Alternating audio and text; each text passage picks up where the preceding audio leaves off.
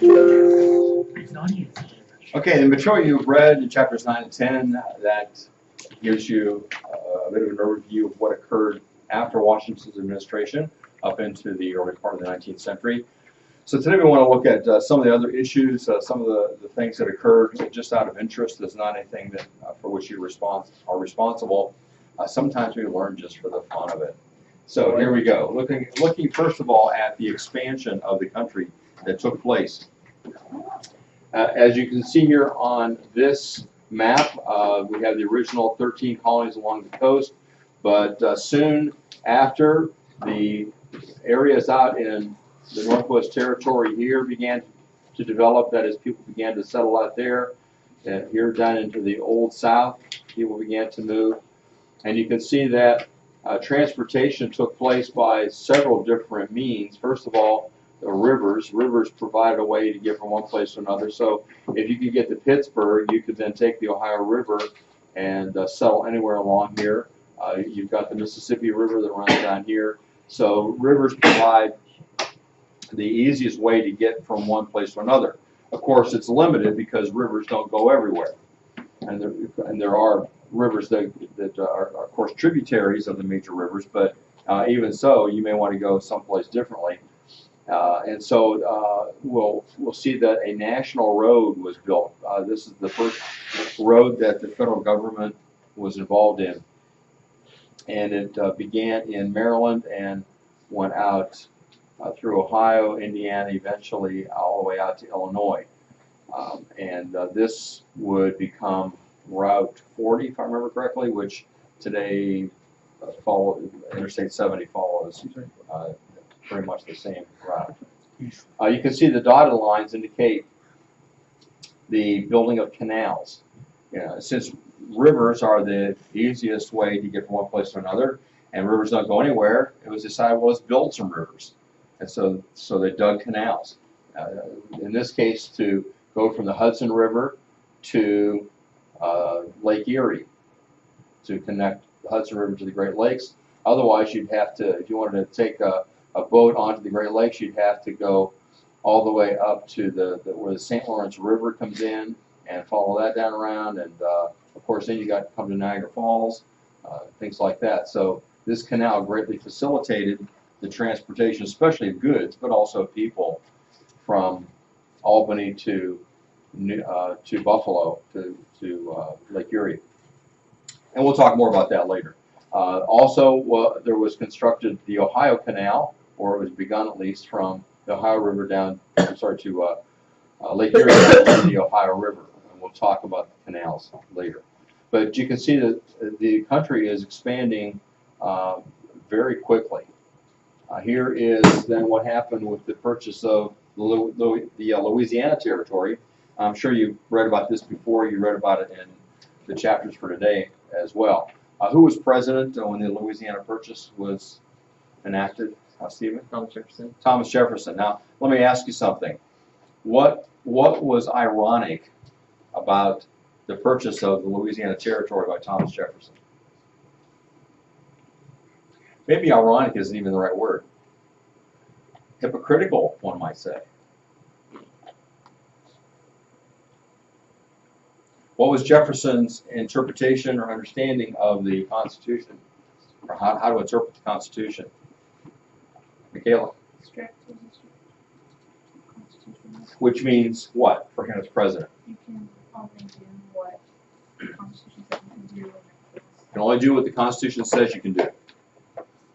All right. So what's hypocritical about the purchase of the Louisiana Territory?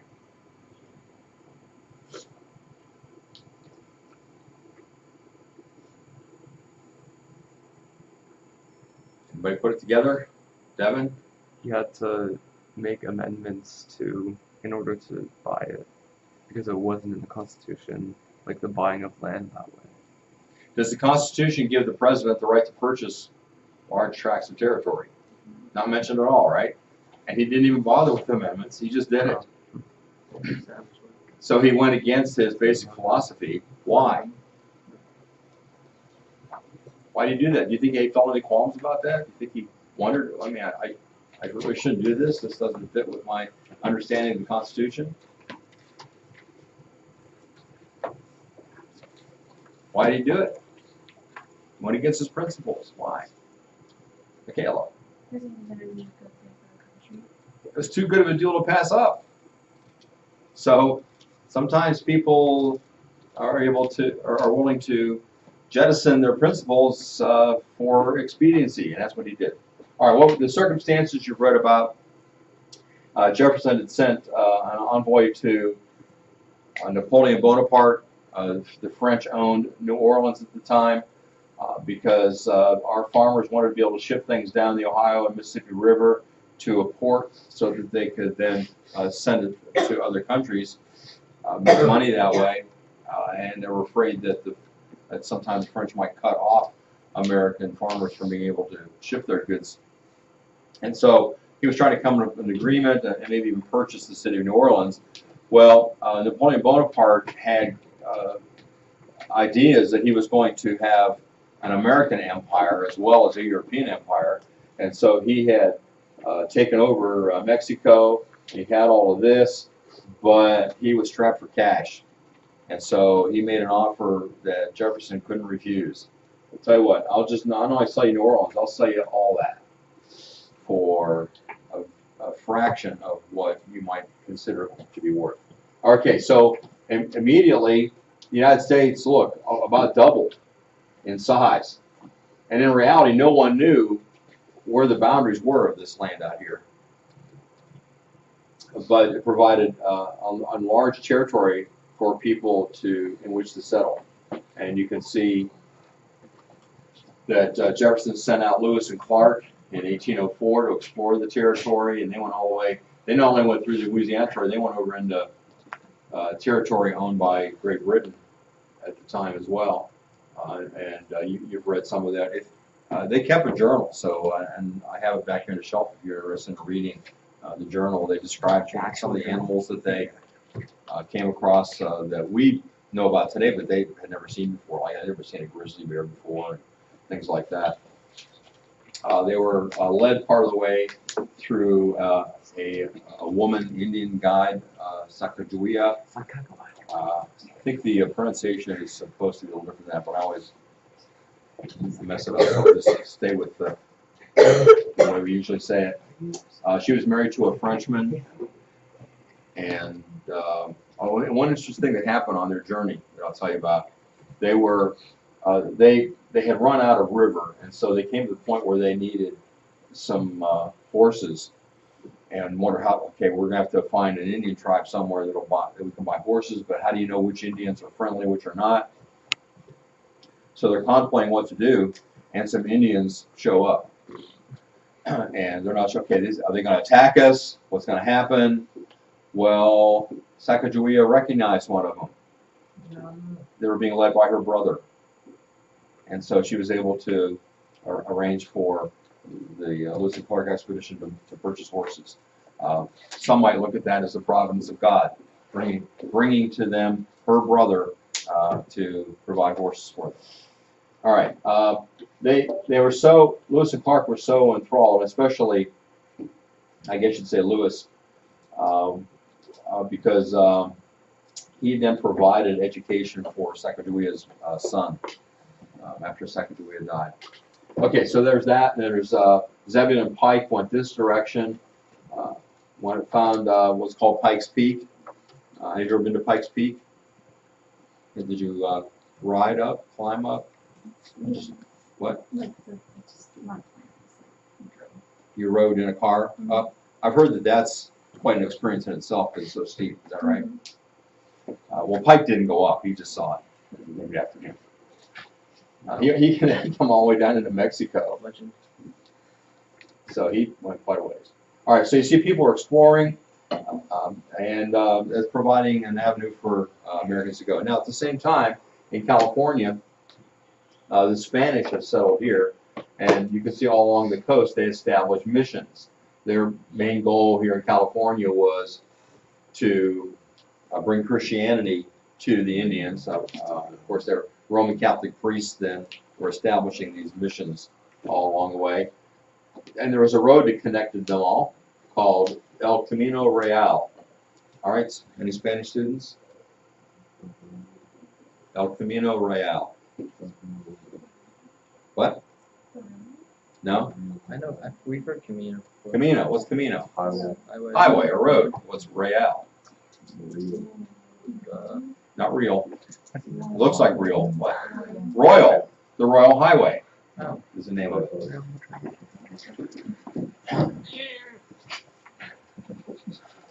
And so this is becoming more populated. Americans are coming into this area as well because it's becoming civilized. And of course, especially in 1849. What happens in 1849? Gold rush. Gold is discovered. Okay, we have the War of 1812, which are a number of battles fought. Lake Erie is a major battleground. War of 1812. The British attack Washington, D.C. and along the coast here. There are Indian raids out in this area. The attack on a fort outside of Baltimore leads to the writing of what? Fort McHenry. What? Star Spangled Banner. Who wrote it? Francis Key Scott. Francis Scott Key was out on a British ship. He was there to arrange the release of a doctor who the British had on board, and they said, "Yeah, we'll let you take the doctor, but you can't leave right now because we're about to bombard your fort and destroy it and take it. So after we do that, then you can leave."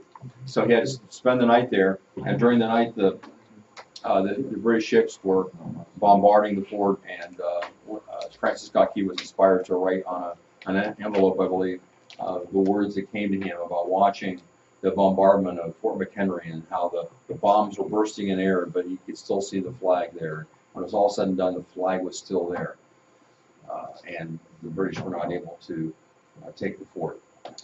And that poem then, of course, was set to music and later became our national anthem. Oh, one of the other things, the British did invade Washington, D.C., burned down the president's residence, and was rebuilt and painted white, and that's what's called the White House. I guess maybe they didn't burn it totally down, but they burned it enough that it had to be rebuilt and especially repainted.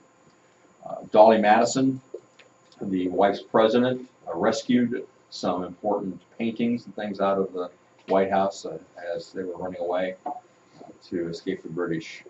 The British destroyed much. They were mad about us having independence anyway, and so they did what damage they could.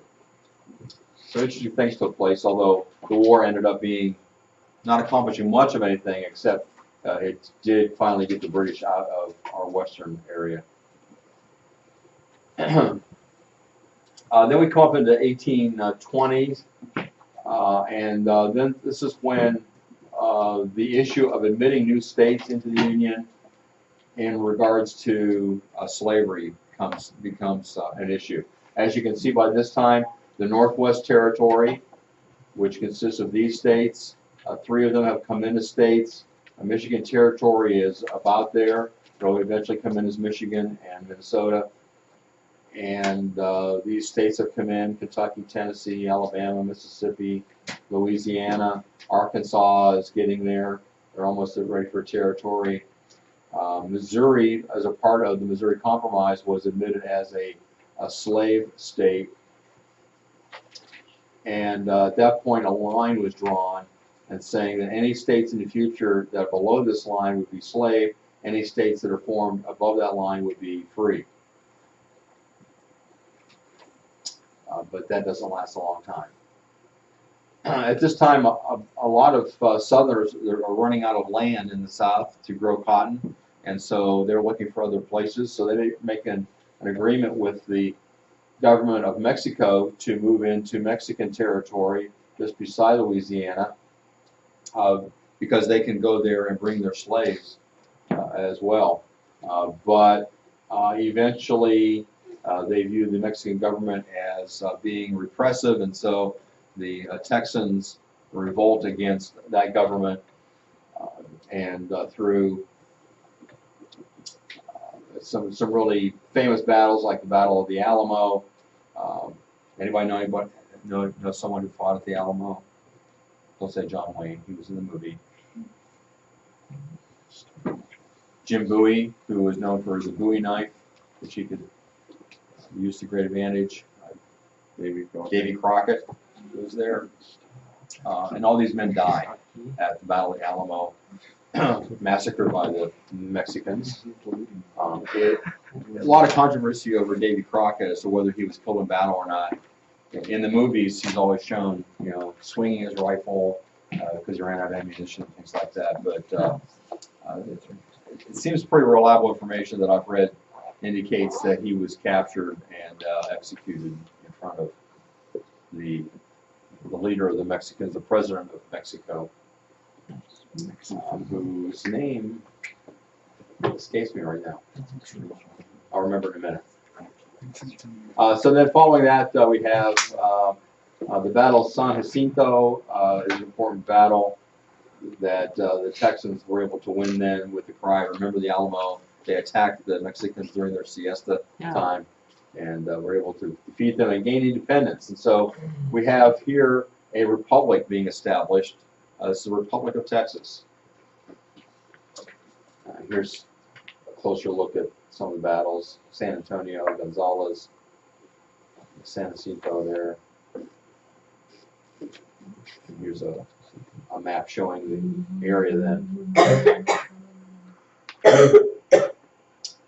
Here's some of the principal roads and waterways around 1840.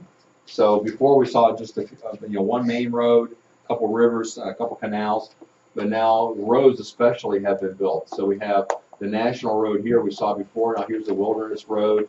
All these different roads are being built to facilitate people and goods to move from one area of the country to another. And we see now we have Michigan as a state and Wisconsin as a state. Any canals, primary roads and secondary roads.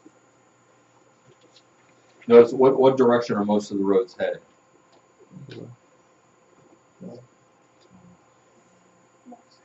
Most of them are going east-west, right? Because that's where the land is. Now, we talk about canals. We have to understand how a canal works. Because water always goes to its lowest level, right? It doesn't go uphill. So when you're going through hills, you've got to build a canal that can accommodate that. And so they build what are called locks. So this is a picture of how it works. So you've got a level of water here, and then you've got a barrier.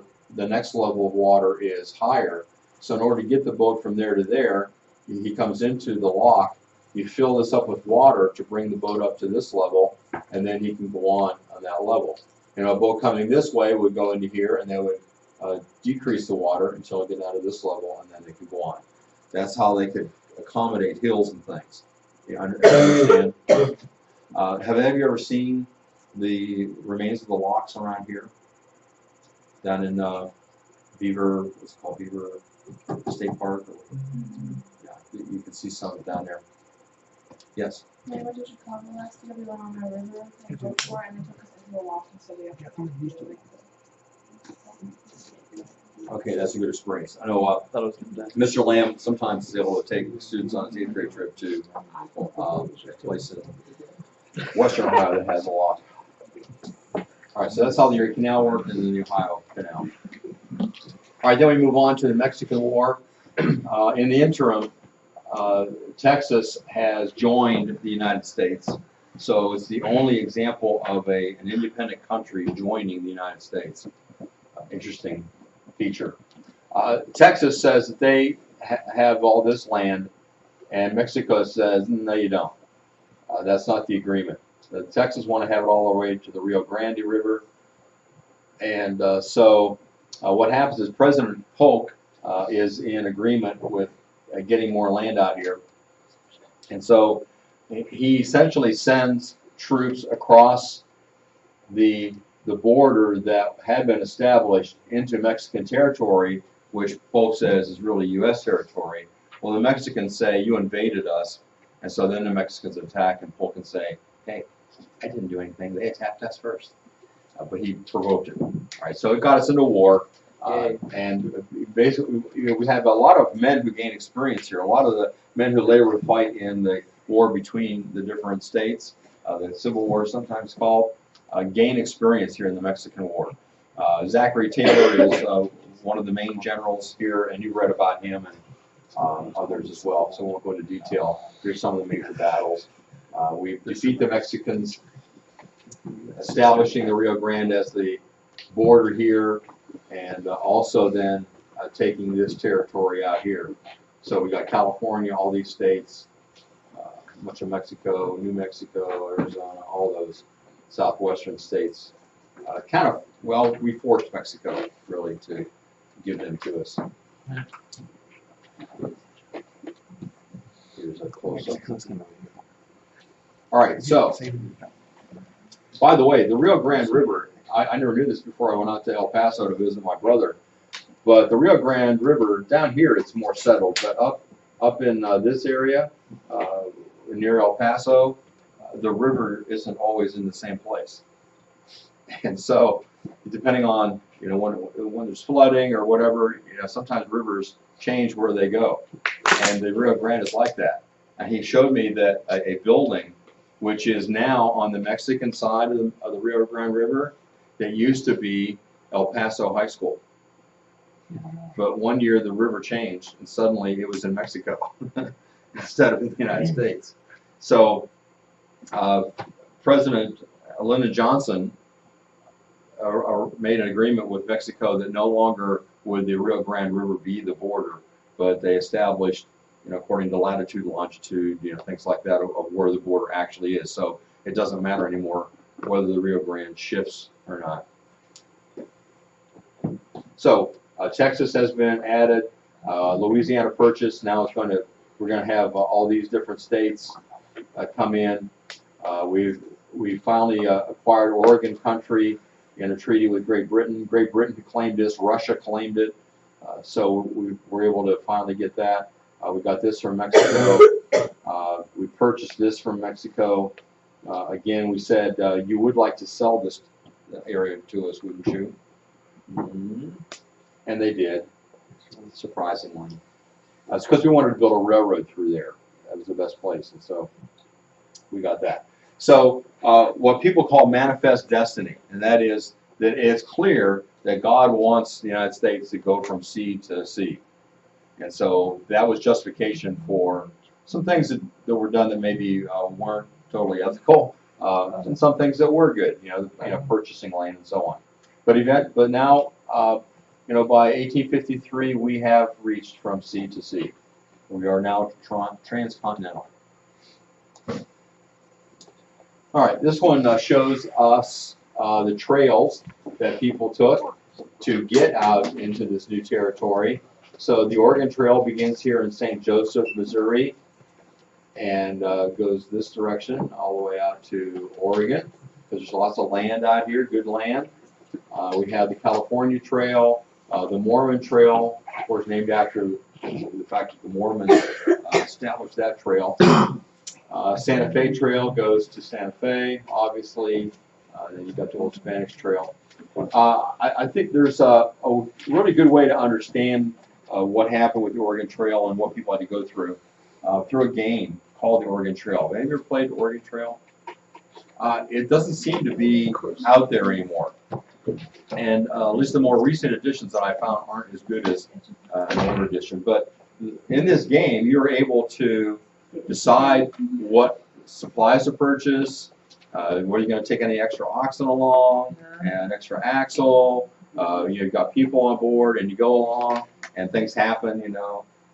Little Sammy gets dysentery. So you have to wait. You have to let him rest for a day or so, and he may get better or he may die. Somebody gets bit by a snake. You're low on food, so you go hunting, and you actually you can use the game to go hunting for buffalo or whatever. It's a really fun game. Go fishing, different things. different situations. You go to a settlement, you get information from somebody there. So it's really fun. When we used to have, I'm sure which edition this was, of the game. This is back, probably 2001, 2, 3, somewhere in there. We purchased the game so that it could be on a lot of computers at once. And I used to take U.S. history on a field trip. We take a day every year to do a field trip to the computer lab. And we would spend the day in the computer lab playing Oregon Trail. Eat our lunch there, bring a picnic lunch, whatever, and have different teams and see which team which team made it all the way without anybody dying or without everybody dying. So it was a lot of fun. But then you had to keep updating the game, and we just kind of lost track of it all. Yeah. But it's fun. A couple of you have played it. I wish I could get a copy. Get it. All right. Here's slavery in the territories, 1850 to 1854. That's becoming a big issue as we're moving forward. You can see the dividing line here. You have the southern states that have slavery, the northern states that do not, or at least not predominantly. The Compromise of 1850 didn't last very long. Then you had the Kansas-Nebraska Act of 1854, which said that each territory could decide for themselves whether they have slavery or not. And so in Kansas, you had pro-slavery and anti-slavery people moving in to influence the vote and fighting against each other and killing each other and sometimes massacring each other. We'll talk a little bit more about that later probably. So it's called Bleeding Kansas, as you can see there. A terrible time in our history, really. All right. So that's a look at the westward expansion of our country following Washington's term up through the 1850s. Any comments about what we've seen today?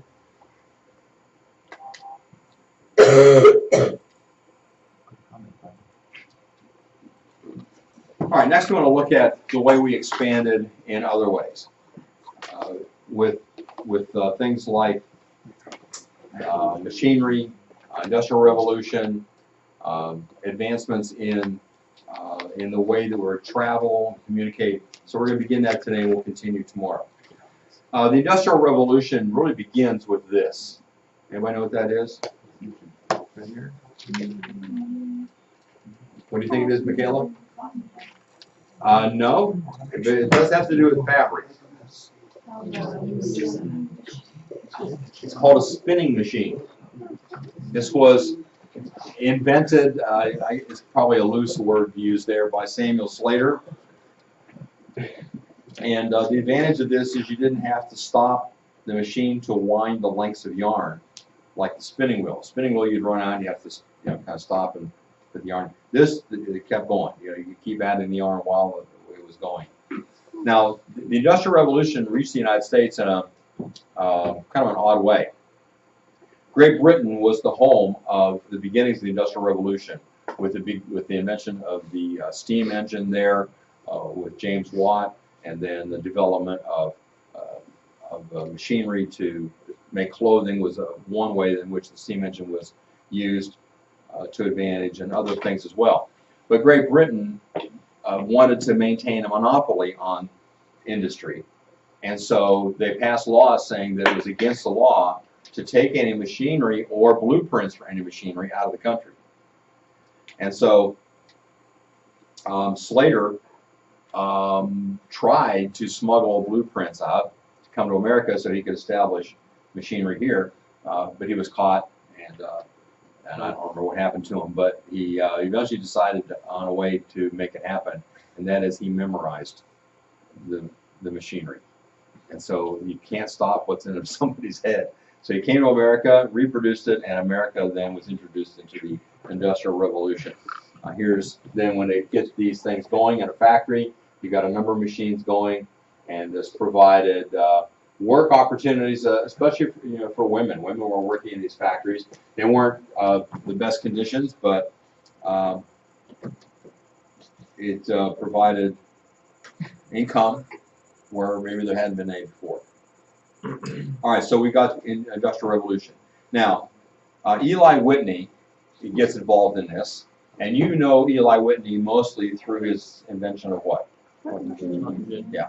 And that had a huge effect on the production of cotton and on slavery. As you know, he invented the cotton gin because he felt sorry for the slaves having to pick all these seeds out of the cotton, and so he wanted to help them. And in reality, he made slavery more profitable. Yay. So kind of ironic. But he did something even more important, some would say, than the invention of the cotton gin, and that is the invention of interchangeable parts. So he first developed this idea in 1801. And his idea was to make it so that if a product part failed, another could be ordered without having to order a whole new product. And he first used it with gun parts. The idea is this. If you had a gun and a part on it wore out or broke, you couldn't just go to the local hardware store and get a new part and put it on there. Because every gun was made individually. Somebody sat there and made that gun, made the parts to go on the gun. So the only way you would get the exact same part, well, there wasn't any way. Because even that same guy making parts for that gun, the next one, his part may be a little bit different size. So you couldn't get parts. So you'd have to get a whole new gun. Or take it to a blacksmith or somebody like that and have them make a part to go on it. Whitney had the idea, why don't we make all the parts the same and put them together, and so if a part wears out, you could just go get that same part. That seems like a no-brainer, right? It revolutionized industry. We'll talk more tomorrow.